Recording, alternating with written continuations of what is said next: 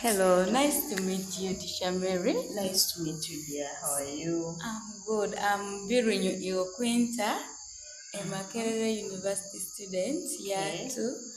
So we have been carrying out some research and getting concerns about our young children. Okay. Because these children, they grow up according to different ways and others are brought according to different settings. Therefore, today we have come to the field. We want to know about something happening in the field. Okay. So I would like to know, since I've reached to your school, I want to know maybe what's the name, the class you handle, yes, and how Okay. many are maybe children, child ratio like that. All right. Nakanike Mary. Okay. Yeah, and this is Green K School. Okay. Yeah, I'm a class teacher for reception. Yeah, so here we call it reception.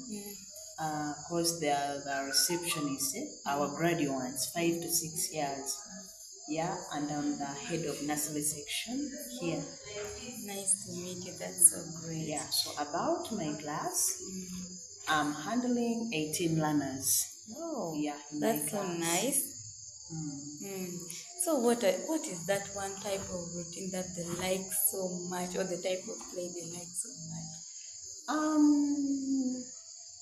The play they like playing with the balls. Yeah, mainly that is their favorite. Oh, that's so nice. And there is this thing that I would like to know, but have you ever heard of something concerning aggression or aggressive behaviors in these young children? Yeah. Or how do you think that they manifest themselves? That is a common habit, by the way, in children. Oh, really? These aggressive ones are those children who think they are very special. They must own everything. Okay. You know, they think they act like they are so vulnerable, you know? Yeah, they want to be pampered, they want to be like extraordinary, if I'm to say. Oh. Yeah. So what is the most common one within this institute? Actually, within those aggressions, we have those land, actually. Here we don't have a lot, but still we have a few. Okay. Yeah. It is understandable. Now, according to your experience, since you have spent a lot of years in the field, what do you think are those things that can trigger that aggressive behavior in young children? Sometimes the upbringing. Oh. Yeah. Upbringing of that baby or that child. Okay. Yeah, it triggers it a lot. And the environment. Actually, the person handling or the caregiver handling those particular children. Now, since you have just come to the field, you just know you as a teacher, you determine a lot on the children's behaviors. You, the teacher, actually, you contribute like 80%. Since you spend with them a lot of time. Yeah, so everything aside, you as the teacher, the classroom environment. Yes. Okay. Yes. So, like, I would like maybe to seek maybe knowledge about, like, how do you think these children always calm themselves when they are emotionally triggered? You know? Some are violent. However, some are peaceful. Yeah, I understand that. There are those who react with fighting, who react with abusing.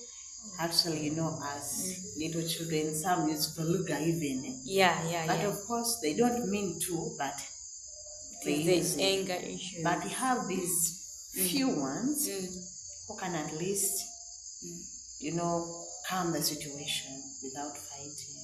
Okay. We have those ones who report each and everything. They just report, and we have those who just react by crying, or isolating themselves from others. So they react in different ways. Yes. So now, like, I would like to know maybe, like, when those kind of things happen, you as a caregiver or the teacher, how do you handle the situation? So it depends. It depends, by the way. But most especially like this 5 to 6, since they have been in some two classes, so they just feel like they are mature. Yeah, of course, I know those ones. Yeah, so they just believe they are like, they know a lot. Yeah. So with those ones, just have to be clear and maybe transparent with them. Sometimes you tell them the repercussions or the outcomes of the behaviors. So that's when you come up with some scenarios. So yeah, you also can come up with some counseling and guidance to them. You talk to them.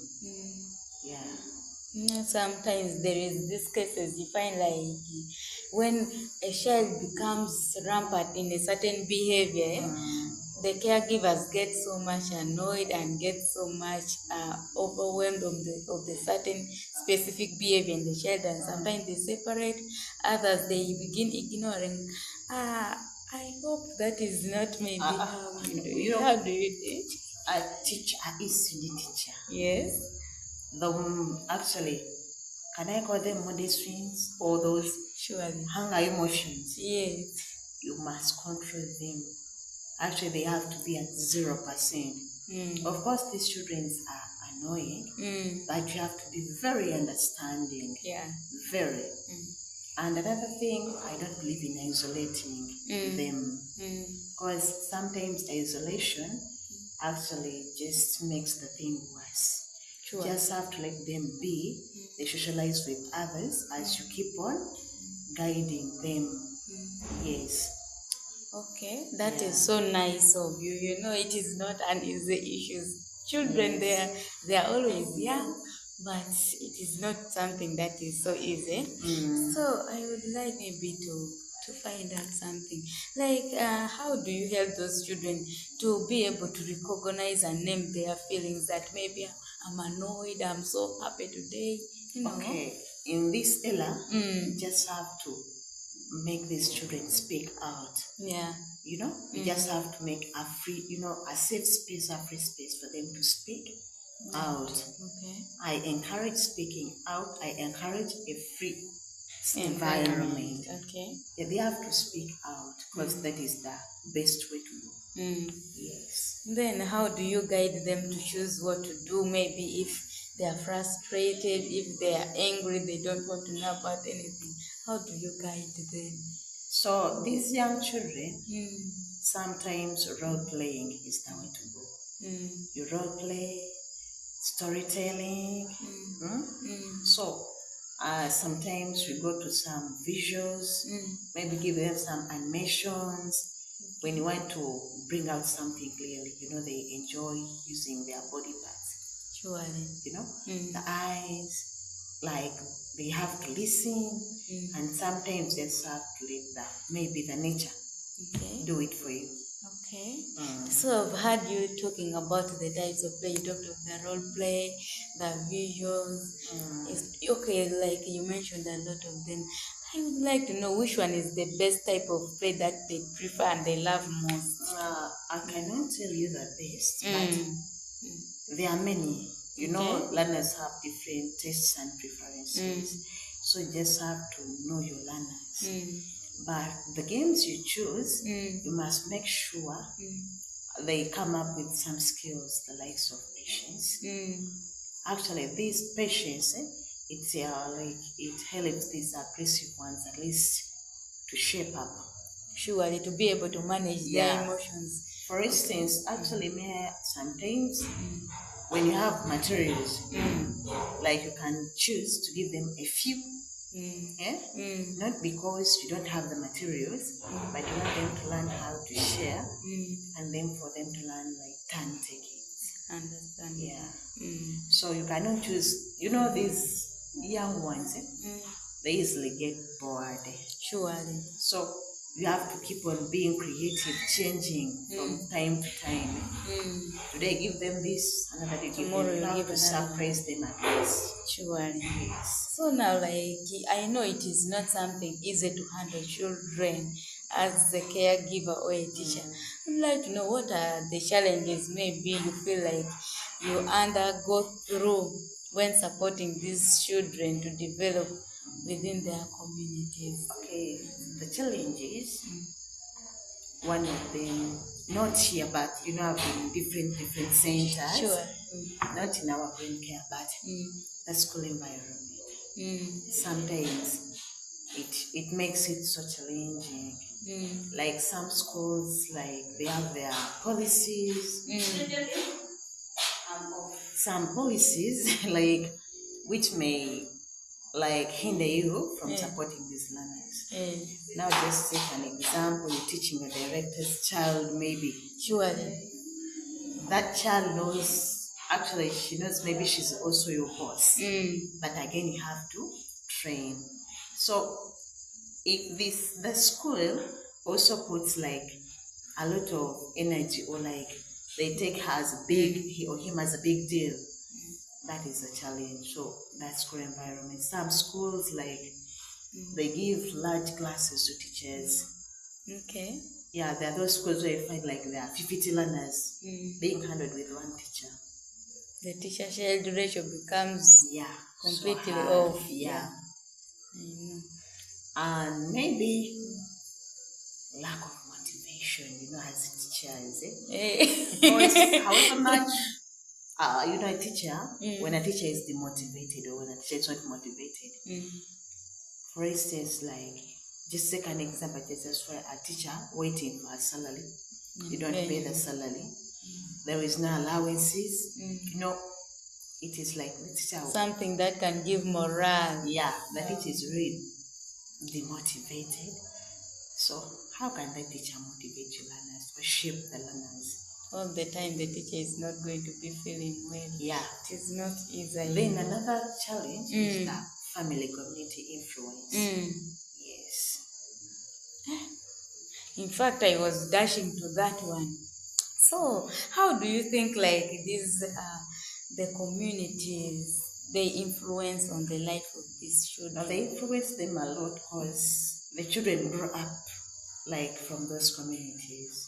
So they begin picking up behaviors without knowing whether the behaviors are good or bad. Now even the families they grow up in. So sometimes as a caregiver, you come to class, you're saying that maybe fighting is bad, yet every day this child sees mommy and daddy fighting. So it is not so easy to convince this child that fighting is bad. Because already they have attained the experience. All other things are easy, but that family and community influence. Sure. It is bad to use vulgar language. Yet all the people the learner passes by, they use those words. So that is a challenge and sometimes very hard to get solutions. So initially you've talked a lot of like plays. Now what is that kind of a play material or a game that you know of that can help these children control very well their emotion? You can give them kinds of word puzzles. You can teach them maybe these emotional cards. Yeah. Okay. That is so nice. So I think this is so great because it is not something easy to be with children. And I don't know, have you ever like designed some activities that you like evident it with experience, helping these children to calm down? As I've told you, actually we always have these play centers in the class. So sometimes we give them the chance maybe to use it without the teacher's control. Yeah. You emphasize on child-centeredness also. Yeah. Those child-centered things like. Okay. Yeah. Maybe lastly, I could ask that how can a teacher, a caregiver, and maybe the children help children to have the safest environment where they are emotionally supported and give up the best personnel they are supposed to. Okay, first of all, as a teacher, you just have to be friendly, very friendly, and be their living example. That is number one. Then secondly, when you're creating environment, be mindful, like you have to meet the learners' needs, different learners' needs. You know, most schools are inclusive, whereby we have even those special needs children. So you have to make sure your environment is rich. Yes. Then also the methods used when teaching. Okay. Yeah, you have to get this child-centered. And maybe play, because I've learned a lot about play from you. Because the moment it becomes child-centered, everything is good. Learners can easily be controlled. So they feel they own the class. And they feel like part of them. Yeah. Okay. Thank you so much. I think I've learned a lot from you. That's good. This interview is not going to leave me the same. I appreciate so much. So I still remain Birinyo Quinta. Nice to meet you, Miss Mary. Thanks for the interview. All right. Have a best of your time. Okay.